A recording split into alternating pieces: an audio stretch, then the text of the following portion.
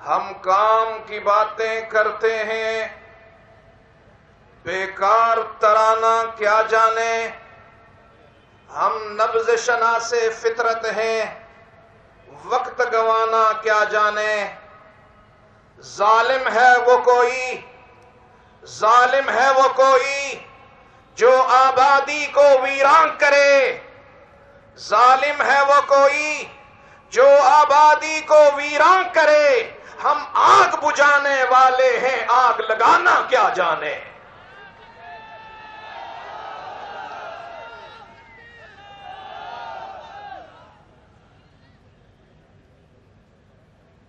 علم و عمل کے مہتاب و آفتاب ہمارے اکابر قائد ملت اسلامیہ حضرت العلامہ مولانا فضل الرحمان، قائد جمعیت علماء ہند حضرت مولانا محمد عثمان صاحب اور حضرت مولانا محمود اسعد مدنی صاحب حفظہم اللہ تعالی، اور ہندوستان کے طول و عرض سے تشریف لانے والے میرے انتہائی قابل قدر قابل احترام بزرگوں،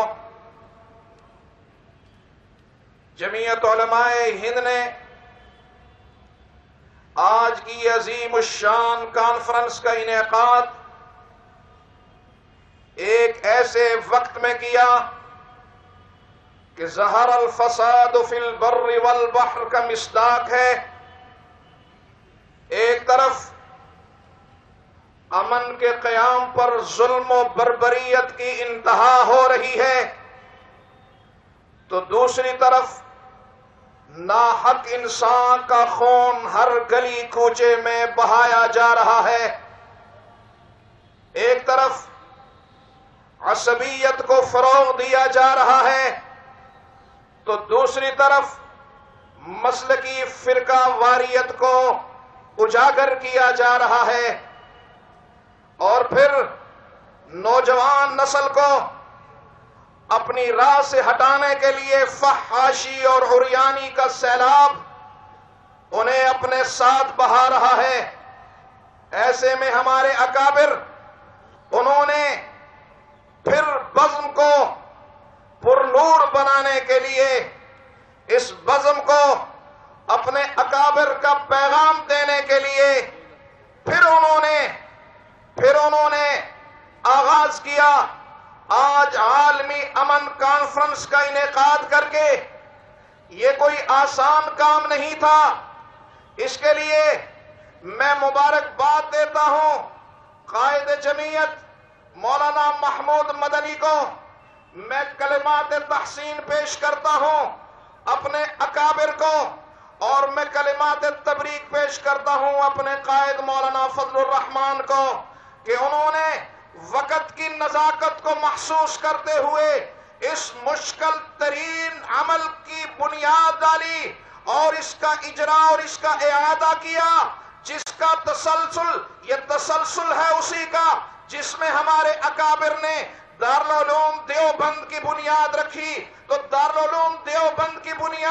بنیادی طور پر قیام امن کی تحریک کا آغاز تھا۔ ہمارے اکابر نے دارالعلوم کی بنیاد رکھ کر، علم کی بنیاد رکھ کر یہ بتایا کہ معاملات گولی سے حل نہیں ہوں گے، معاملات قلم سے حل ہوں گے، معاملات مذاکرات سے حل ہوں گے، معاملات ایک دوسرے کا احترام کرنے سے حل ہوں گے۔ اسی تسلسل کو آگے بڑھایا تو ہمارے اکابر نے دو چیزیں دی، ایک امن کا پیغام دیا، دوسرا اعتدال کا مسلک دیا۔ آج انہی کے بیٹوں نے پھر آگے بڑھ کر اس کو تھاما، امت تک پہنچایا، پوری انسانیت تک پہنچایا، اور یہ پیغام دیا کہ میں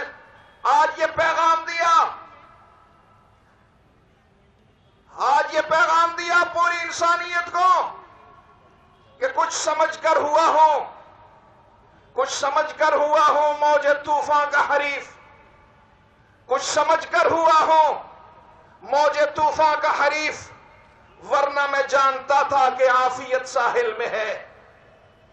آج ہمارے اکابر نے قیام امن کے لیے یہ ایک عظیم الشان اجتماع منعقد کر کے پیغام دیا کہ امن صرف مسلمان کی نہیں، امن دنیا کے ہر فرد کی ضرورت ہے، امن دنیا کے ہر فرد کی ضرورت ہے۔ اور یہی وجہ ہے کہ ابو الانبیاء سیدنا ابراہیم خلیل اللہ نے جب بیت اللہ کو تعمیر کیا، مرکز انسانیت کو تعمیر کیا، تو آپ نے پروردگار عالم سے دعا کی، رب العالمین میرا وجدان کہتا ہے، ابراہیم نے ہاتھ پھیلا کر کہا ہوگا، پروردگار عالم جب میں بیٹا تھا باپ قربان کر دیا، جب باپ بنا بیٹا قربان کر دیا، ساری میری قربانیوں کو اگر تو نے قبول کیا تو میری دعا سب سے پہلے یہ ہے، رب جعل ھذا البلد آمنا، میرے ربا اس شہر کو امن والا شہر بنا۔ اس لیے کہ سیدنا ابراہیم سمجھتے تھے جہاں امن نہیں ہوگا وہاں عبادت نہیں ہوگی، جہاں امن نہیں ہوگا وہاں آسودگی نہیں ہوگی، وہاں معیشت نہیں ہوگی، وہاں انسانیت کی زندگی نہیں ہوگی۔ یاد رکھو، آج پیغام دینا چاہتے ہیں ہم پوری دنیا کو کہ اگر امن قائم کرنا چاہتے ہو تو رحمت دو عالم امام الانبیاء حضرت محمد مصطفیٰ صلی اللہ علیہ وسلم نے قیام امن کے لیے لمبا فارمولہ نہیں دیا، 3 باتیں بتائی ہیں۔ اللہ کے محبوب نے فرمایا ان دماءکم واموالکم واعراضکم حرام علیکم۔ آج پورے عالمی علمبردار اگر 3 باتوں کا تحفظ انسانیت کو فراہم کر دیں، ان کی جان کا، ان کی مال کا، ان کی عزت کا، تو پوری دنیا میں امن قائم ہو جائے گا۔ یہی پیغام آج پوری دنیا میں یہ اکابر کا یہ طائفہ، اکابر کی یہ جماعت آج پوری دنیا میں یہی پیغام دے کے جا رہی ہے۔ نعرہ تکبیر، اللہ اکبر، نعرہ تکبیر، اللہ اکبر، مذہب اسلام زندہ باد، مذہب اسلام زندہ باد، سر پکف سر بلند، دیوبند دیوبند، سر پکف سر بلند۔ بس یہ پیغام کہ رائے وفا میں ہر سو کانٹے، دھوپ زیادہ سائے کم، پر اس راہ پہ چلنے والے خوش رہے پچھتائے کم۔ وآخر دعوانا الحمدللہ۔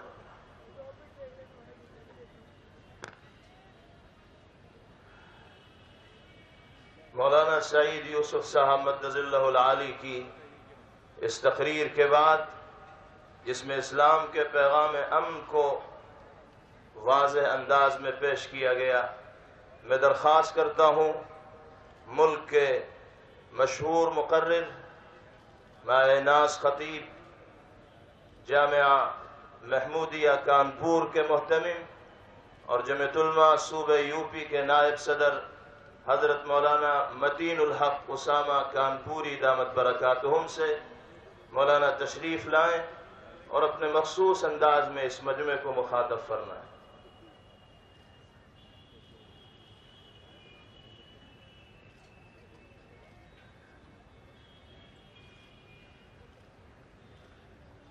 بسم اللہ الرحمن الرحیم، نحمدہ ونصلی علی رسولہ الکریم، اما بعد۔ حضرات علماء کرام اور ملک سے آنے والے لاکھوں غیور نوجوانوں و بزرگوں، آج کی عظیم الشان کانفرنس جو صرف ملک ہندوستان کے لیے نہیں، صرف بر صغیر کے لیے نہیں، بلکہ پورے عالم کے لیے ایک عظیم الشان پیغام کی تجدید کے لیے ہو رہی ہے، جس کا عنوان رکھا گیا امن عالم کانفرنس، اور جس کے مقاصد میں ہے کہ سارے عالم میں پھیلے ہوئے موجودہ دور کے تناظر میں جو نظام چل رہا ہے، اس نظام کو ہم دعوت دیں کہ تم دنیا میں جیو اور جینے دو کے پالیسی پر چل کر دنیا کو امن و آشتی کا گہوارہ بنا دو۔ دارالعلوم دیوبند کے اولین فاضل و اولین شاگرد شیخ الہند حضرت مولانا محمود حسن دیوبندی رحمۃ اللہ علیہ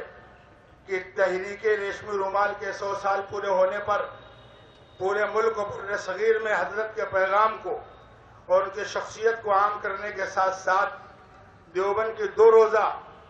عظیم الشان بین الاقوامی کانفرنس کے بعد آج کا یہ تاریخی اجلاس اس پیغام کو عام کرنے کے لیے ہو رہا ہے۔ آج ہم اپنے اکابر کو سن کر یہاں سے یہ عزم اور یہ حوصلہ لے کر جائیں گے کہ ہماری پوری زندگی ان نکات پر اس رہنمائی کے مطابق گزرے گی جو یہاں سے آپ کو دی جا رہی۔ شیخ الہند حضرت مولانا محمود حسن دیوبندی رحمۃ اللہ علیہ نے جو عزم اور حوصلے کے ساتھ دنیا کو آزادی کا جو نظام دیا تھا اور دنیا کو انسانیت کا جو پیغام دیا تھا اور دنیا کو امن اور شانتی کی برقراری کا